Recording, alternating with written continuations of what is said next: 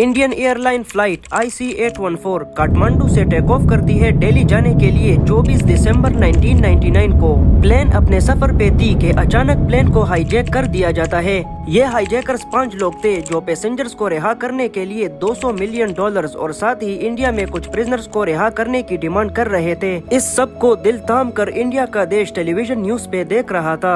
Hijackers pilot को कहते हैं कि प्लेन को पाकिस्तान की तरफ मोड़ दो, क्योंकि हाईजैकर्स प्लेन को पाकिस्तान में उतारना चाहते थे। लिहाजा प्लेन दिल्ली से आगे निकलकर पाकिस्तान के लाहौर की तरफ रवाना हुआ। 4:40 PM को इंडिया के एयर ट्रैफिक कंट्रोल को पता चलता है कि प्लेन हाईजैक हो चुका है। इंडिया एयर ट्रैफिक कंट्रोल इस प्लेन से कांटेक्ट करता है तो प्लेन के कैप्टन देवी शरण उन्हें बताता है कि प्लेन हाईजैक हो चुका है और हमारे पास प्लेन में फ्यूल भी खत्म हो रहा है।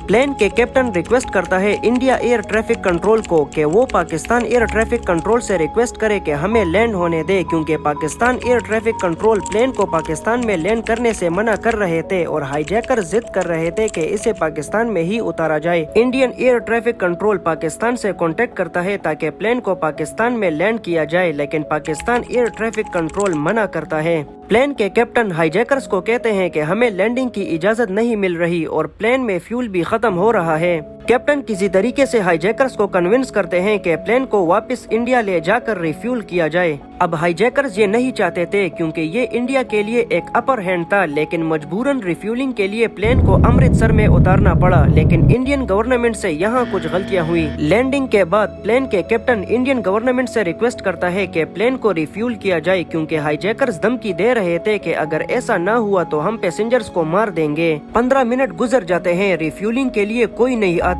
तो हाईजैकर इन पैसेंजर्स में से एक पर हमला कर देता है और उसे जख्मी कर लेता है।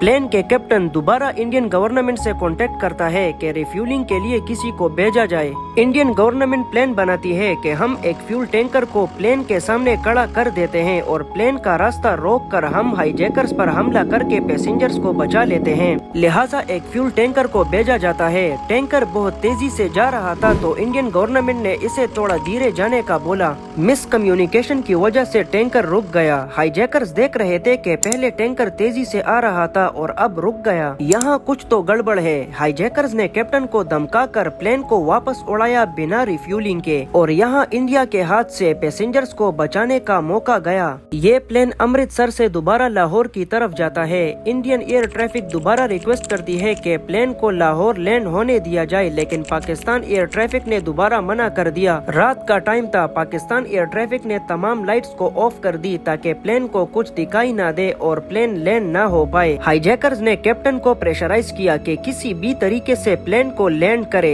प्लेन धीरे धीरे नीचे लैंड होने के लिए आया तो कैप्टन देखता है कि वो एक हाईवे है। एक final request Pakistan air traffic control को भेजा जाता है कि हम हाईवे पे क्रैश लैंड कर जाएंगे अगर परमिशन ना मिली तो। फाइनली पाकिस्तान प्लेन को लैंड होने देता है। प्लेन को पाकिस्तान में रिफ्यूल करके वापस उड़ाया जाता है और इस बार प्लेन जाती है दुबई के अल मिन्हाल एयरबेस। यहाँ हाईजैकर्स के साथ कड़ी निगोशिएशन की जाती है और 26 पैसेंजर्स को रिहा किया जाता है। प्लेन यहाँ से वापस उड़ जाती है और इस बार जाती है अफगानिस्तान के कंदहार एयरपोर्ट पे। यहाँ हाईजैकर्स के साथ निगोशिएट करके हाईजैकर्स की डिमांड पे 3 प्रिजनर्स को इंडिया में रिलीज किया जाता है। दूसरी तरफ हाईजैकर्स भी पैसेंजर्स को रिलीज कर देते हैं। बाद में हाईजैकर्स का पता चलता है कि इब्राहिम अख्तर, शाहिद अख्तर सईद, सनी अहमद काजी, जहूर मिस्त्री और सकीर इसमें मुलविस थे।